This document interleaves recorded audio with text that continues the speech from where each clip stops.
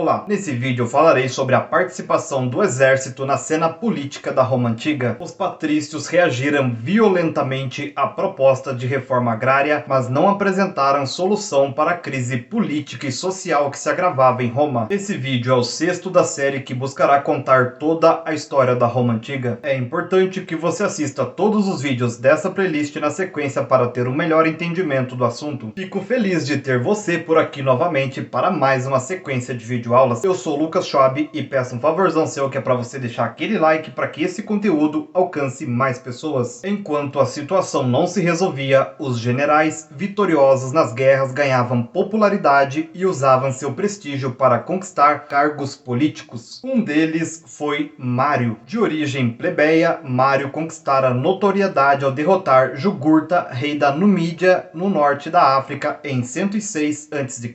Seu prestígio militar o conduziu ao consulado em 105 a.C.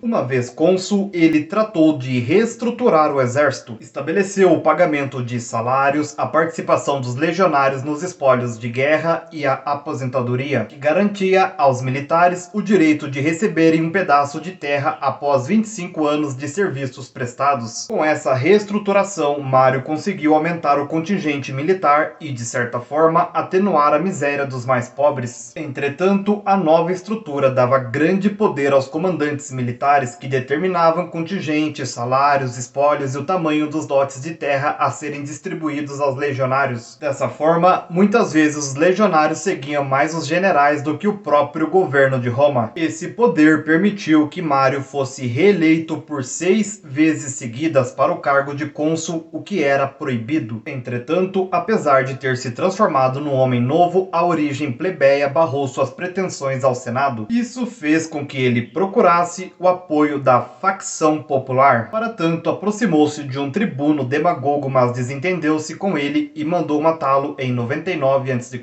Sua falta de tato levou ao desprestígio, o que fez com que ele perdesse o apoio de seus aliados e abrisse espaço para que outro general ascendesse ao poder. Esse general, por nome Sila, era membro de uma família patrícia empobrecida que começara sua carreira como subalterno de Mário na África. Sila conquistara prestígio ao reprimir revoltas conhecidas como guerras sociais. Nessas guerras, povos aliados de Roma na Península Itálica se sublevaram reivindicando igualdade com os romanos. Em 88 a.C., após um período de sangrentos combates, Sila venceu os revoltosos, mas teve de lhes conceder cidadania completa.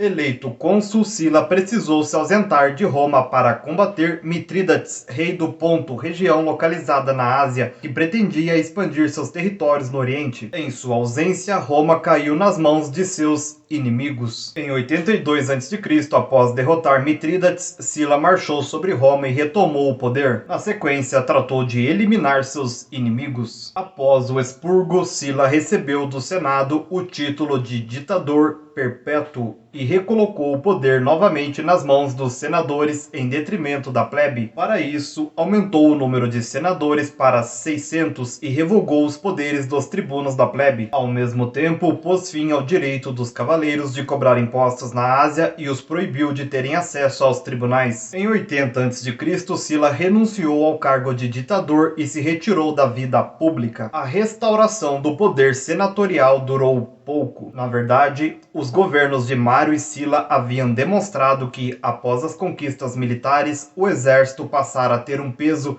decisivo na vida política, sobretudo quando seus chefes se aproximavam da plebe urbana. Alguns anos depois da morte de Sila, entraram em cena 3 novos generais: Licínio Crácio, líder da facção popular e comandante das forças que derrotaram uma das maiores revoltas de escravos da antiguidade, que é a famosa revolta de Espartaco. Vou falar mais sobre essa revolta no final do vídeo, portanto, assista até o final. Pompeu, que vencera o general Sertório após este ter conquistado a costa oriental da Península Ibérica e instalado na região um governo independente. E Júlio César, um talentoso general sobrinho de Mário e também ligado à facção popular. Para concluirmos essa videoaula, vale a pena explicar um pouco sobre o que foi a revolta de Espartaco. Revoltados com as condições em que viviam em 73 a.C., os escravos da região sul da Península Itálica se rebelaram sob a liderança de Espartaco,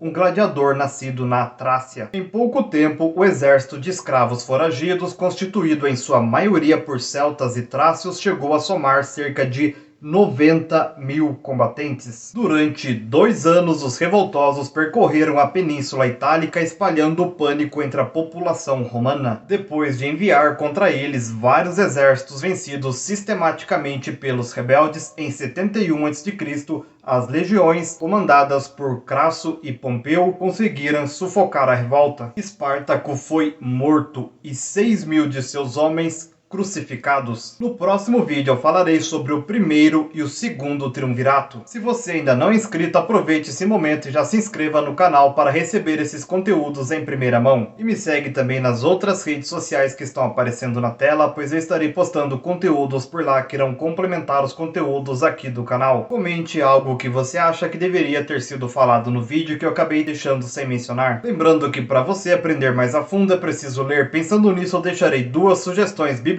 para você se aprofundar no tema. Os livros indicados possuem links na descrição caso você queira adquirir essas obras em promoção. Espero do fundo do coração ter contribuído para a sua aquisição de mais conhecimentos. Sou imensamente grato pela sua atenção até aqui. Nos vemos no próximo vídeo sobre o primeiro e o segundo triunvirato. Um grande abraço e tchau, tchau.